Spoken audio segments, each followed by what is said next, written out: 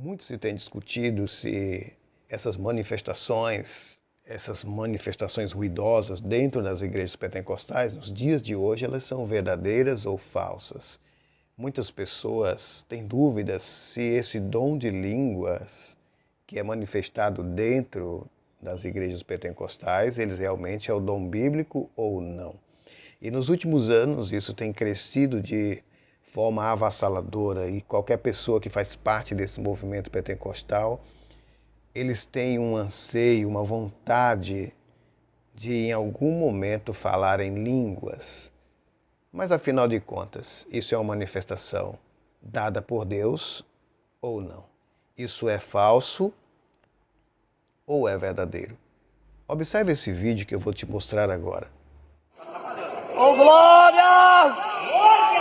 Olha a tua obra, Deus! Aleluia!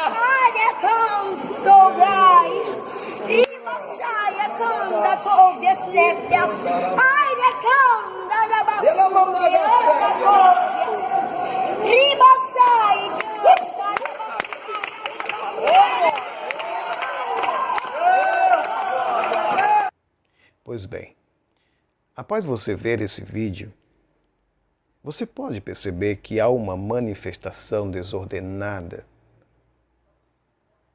de pessoas que falam coisas sem nexo, que está fora de qualquer interpretação, está fora de qualquer fonética dentro da língua ou de qualquer língua, das línguas existentes que existe hoje no mundo.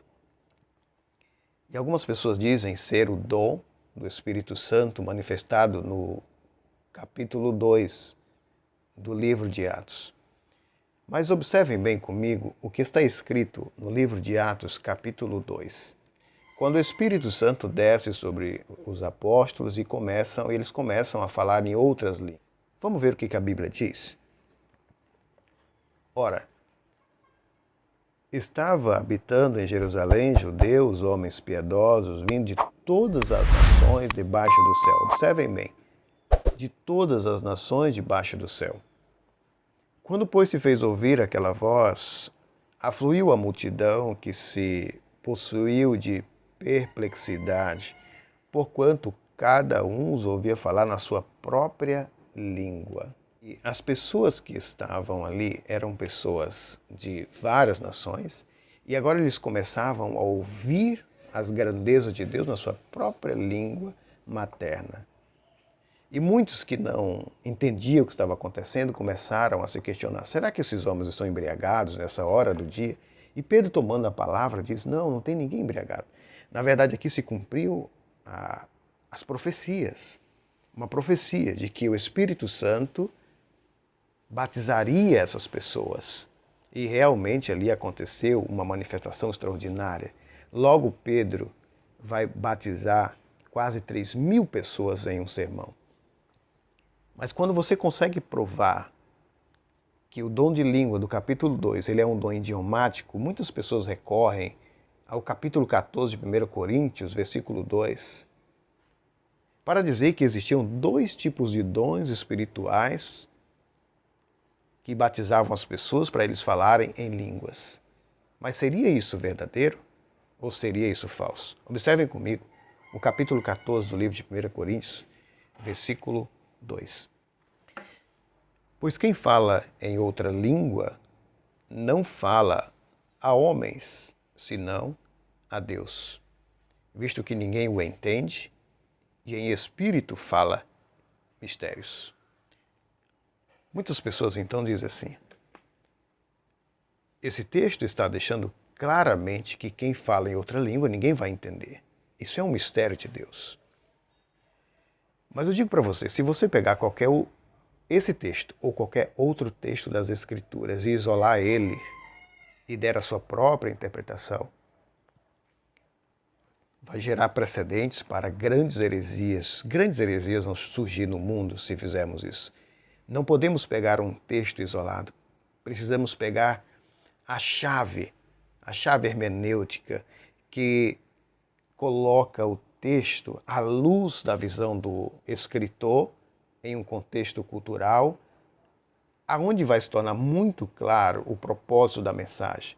E muitos dizem que o que aconteceu em Atos capítulo 10, na casa de Cornélio, quando Pedro ora pelos gentios e o Espírito Santo desce sobre aquelas pessoas, muitos dizem ali ser exatamente essa manifestação descrita no livro de 1 Coríntios 14, versículo 2. Mas se você ler cuidadosamente o versículo 47, você vai perceber que Pedro vai dizer assim: pode alguém rejeitar o batismo desses que, assim como nós recebemos o dom do Espírito Santo? Observem bem que Pedro diz assim como nós recebemos o dom do Espírito Santo. Ou seja, o mesmo dom manifestado no livro de Atos capítulo 2, que era um dom idiomático. Não é um dom de línguas estranhas. É um dom de línguas estrangeiras. Vamos colocar ele dentro do seu contexto? Aqui um pouquinho mais à frente, o apóstolo Paulo vai estar explicando de forma clara o que estava acontecendo na igreja de Corinto. O dom de língua se tornava estranho para aqueles que não entendiam o que os discípulos estavam a falar. O meu idioma é português, e se alguém falar para mim em outra língua, uma língua árabe ou qualquer outra língua, para mim vai ser estrangeira.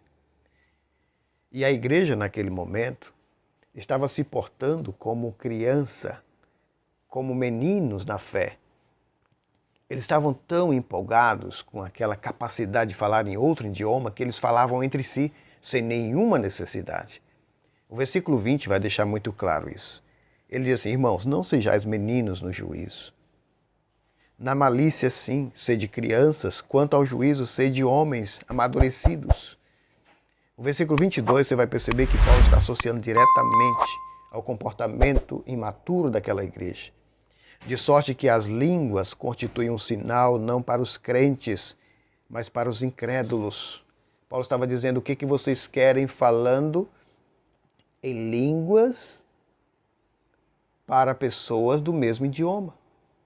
Não vai ter sentido. Se você tem um idioma no português e você está reunido em uma congregação onde as pessoas falam português, você não precisa falar inglês. E era isso que estava acontecendo. A igreja estava se comportando como meninos. E Paulo reprova isso. E você quer ver mais as orientações do apóstolo? Observem bem a chave da interpretação para entender 1 Coríntios 14. No versículo 26, Paulo vai dizer assim: que fazer, pois, irmãos, quando vós reunis. Alguns vai ter salmos, né? Outros vai falar de doutrinas, comportamento cristão regular. Outros também vai ter o dom de falar em outras línguas. Mas no versículo 27, Paulo vai dizer assim: no caso de alguém falar em outra língua, que não seja mais do que 2 ou, quanto muito, 3, e isto sucessivamente, e haja quem interprete. Observem bem, Paulo está dizendo assim: se você se reunir, tiver alguém que fale, usado pelo Espírito Santo em um outro idioma, falem numa ordem. Se houver necessidade, fale 2 ou 3. Mas precisa ter alguém para interpretar. Por quê? Porque senão se torna em vão.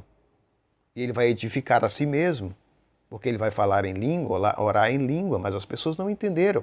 E a palavra de Deus só tem eficácia se ela for compreendida plenamente. Era isso que Paulo estava dizendo. Observe o versículo 28. Mas não havendo intérprete, fique calado na igreja, falando consigo mesmo e com Deus. Eu quero que você tire as suas próprias conclusões. Dê uma olhadinha nesse vídeo que eu vou te apresentar.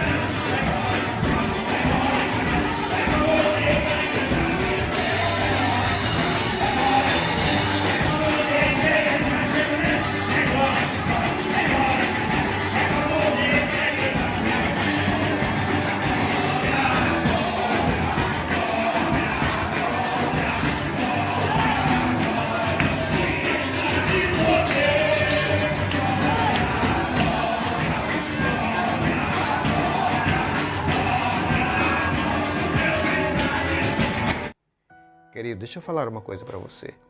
Eu tenho visto pessoas sinceras, pessoas honestas.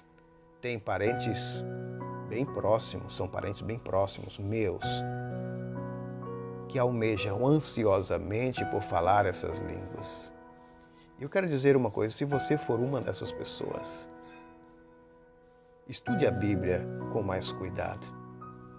Não se deixe enganar pelas estratégias de Satanás no meio da religião. Lamentavelmente, pessoas sinceras, honestas, estão apostando tudo de suas vidas, servindo fielmente esses movimentos religiosos, achando que o Espírito Santo está realmente se manifestando entre essas igrejas. Mas tire suas próprias conclusões. Você acha mesmo que o Espírito Santo vai usar alguém para fazer isso? Pense bem.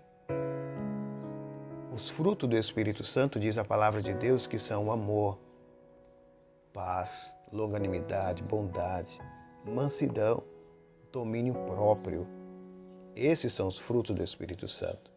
Você já tem o Espírito Santo.